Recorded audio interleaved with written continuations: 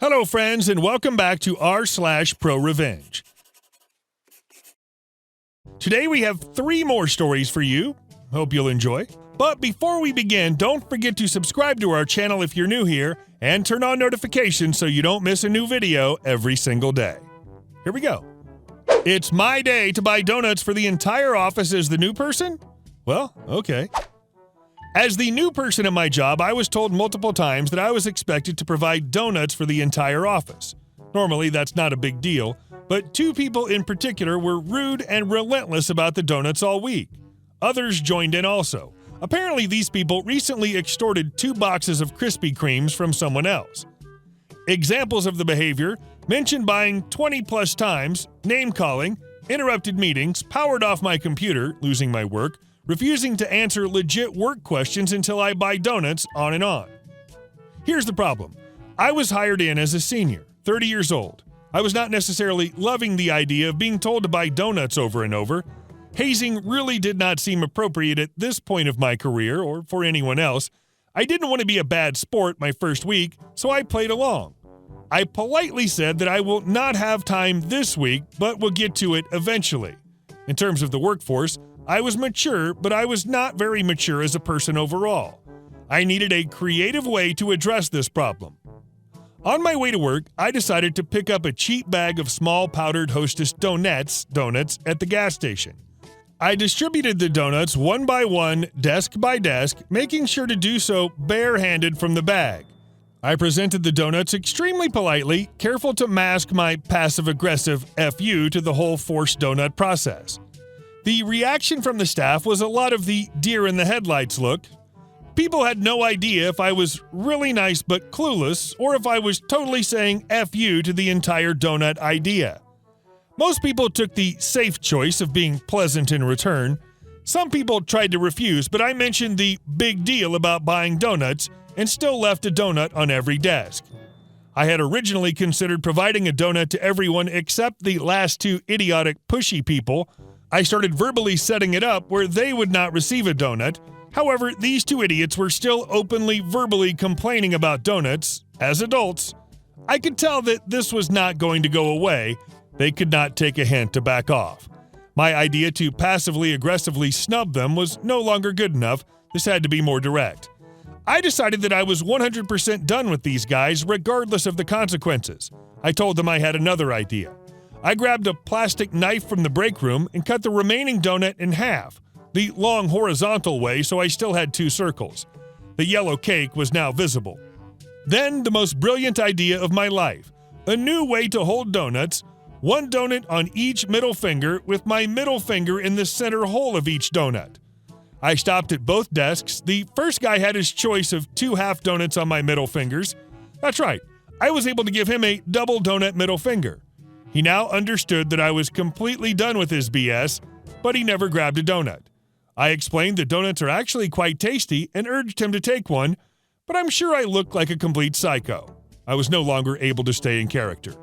The good news, his refusal to take a donut from my middle fingers also allowed the opportunity to provide the last guy a double donut middle finger. I mildly snapped and had a crappy fake grin on my face. I looked him right in the eye. Double donut middle fingers up, no longer saying a word. The reaction of the last person is best described as completely frightened. That's right, I reached a complete breaking point over donuts and scared the hell out of someone. Anyway, after this incident, I was never asked to buy donuts again. And our second story. You aren't allowed to touch customers. It doesn't matter what they're doing. Last year, I worked as a night auditor for a very low-end American motel chain. What that basically means is that I man the desk all night and do all the paperwork for the entire day's business as well. In hard copy, with a pen, because computers are scary. I imagine at a typical location in some tiny town somewhere, this is a reasonable thing. At one of the biggest locations in the country, over 250 rooms right next to LAX, guests at all hours, it becomes unreasonable fast. Most nights I had to choose between working overtime without permission, that's a lecturing, not getting the paperwork done, that's a lecturing, or calling the theoretically on-call in case it gets busy assistant manager for assistance, that's 2 lecturings. So I was not working for the most reasonable people in the world, and corporate was even worse than the location manager. Fine, par for the course in this kind of work. But then there are the customers. Of course, plenty of the people flying into LA in the middle of the night and booking the cheapest room they can find are perfectly reasonable people. Broke students, frugal tourists, people who were polite and reasonable and treated me like a human being. But you see, our location was also in a crappy area, and a lot of our customers were locals, not travelers. We did our best to keep the blatant prostitution off our property, but a significant percentage of our business came from those. I got the, if anybody calls for me, even if they say it's family, don't tell them I'm here, okay? Speech from so many obviously married customers here with people who were obviously not their spouses, at least once a night. Not all of these people were reasonable human beings. In fact, a significant percentage of them weren't. So we had armed security all night. I worked really closely with these guys. We had to kick out on average 3 guests per night, usually for throwing a party and telling us to F off when we asked them to keep it down and not violate the fire code. But we didn't always see eye to eye. One night in June, I was doing some paperwork behind the desk, signing off on every other clerk shift report, when a petite woman came down the elevator and started pacing around the lobby. I asked if I could help her, and she brushed me off, so I went down to the paperwork. A couple of minutes later, a huge man, at least 6'6" and probably over 250 pounds, came down the elevator and started shouting at her. I told him firmly to lower his voice, and he, of course, ignored me entirely. I noticed that the woman was being very careful to keep furniture between the two of them, at which point my seedy motel spidey sense started going off like crazy. I look around for our security guard. The guy on duty that night was Juan. Biggish guy, though smaller than this monster, big handgun, tended to have his crap together. He was just watching.